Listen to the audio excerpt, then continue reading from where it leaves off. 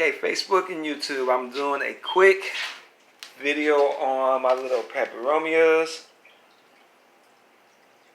which I do not really know the proper name, and that's only because in the plant community, it seems like with peperomias, when it comes to the common name, it just depends what region you're in. You'll hear so many different varieties.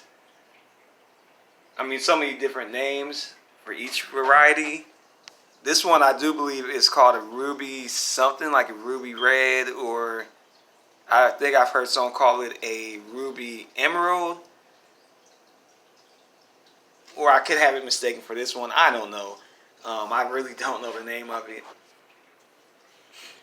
It was a gift in the way that it was packaged. It was just packaged as a 3-part peperomia collection. It didn't really break down the variety of it.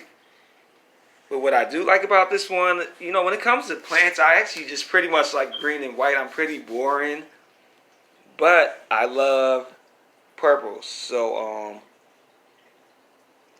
you look at that, it has purple under it, and then it also filters kind of to the front of it. But you got to catch it at the right angle to get it. And what I like is that peperomias, they like to be underpotted, so to speak. When that means that you can,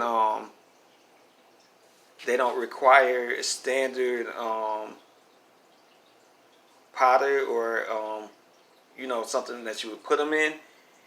And mine doesn't even have drainage holes, so I just really, you got to water it very, very carefully. You cannot overdo it. And then what I do usually when I water it, I'll take like a chopstick, you know, from a Chinese restaurant, and I'll use it just to stick a couple holes in the soil to help it to dry out. Now this one here, and the crazy thing, hold on one second, people. Okay.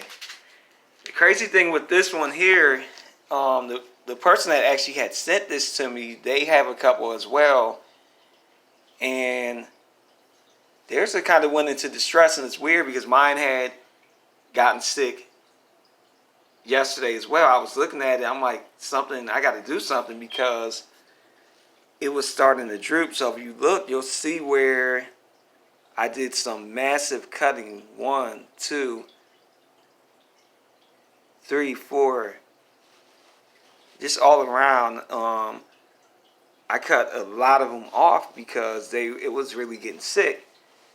But the flip side of it, and this didn't really happen overnight, but hold on here. Okay, if you look, it's kind of blurry, but you'll see it already got new growth like all over the place. All these little green things are new nodules or whatever you would call them. There goes one. They're just all over the place. So the thing about a peperomia plant, if you cut them back, they come back 10 times as strong. And I like that because they are kind of picky. That's the only thing. Peperomias are kind of funny. If you overwater them, it's a problem. If you underwater them, it's still a problem.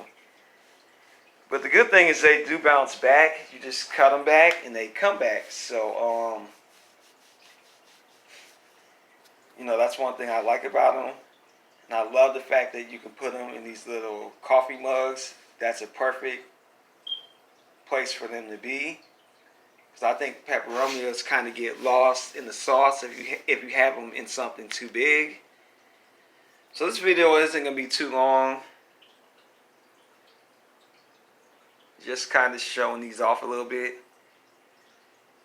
I know my friend ain't going to get mad, because I don't want it to seem like, oh, you just showing yours because it's better than mine. No, I don't do that. But it, you know, the fact that we experienced problems pretty much the same time did make me want to kind of just do a little video about this subject matter. Because they're beautiful plants, but they're finicky. I can't lie. They are. You got to really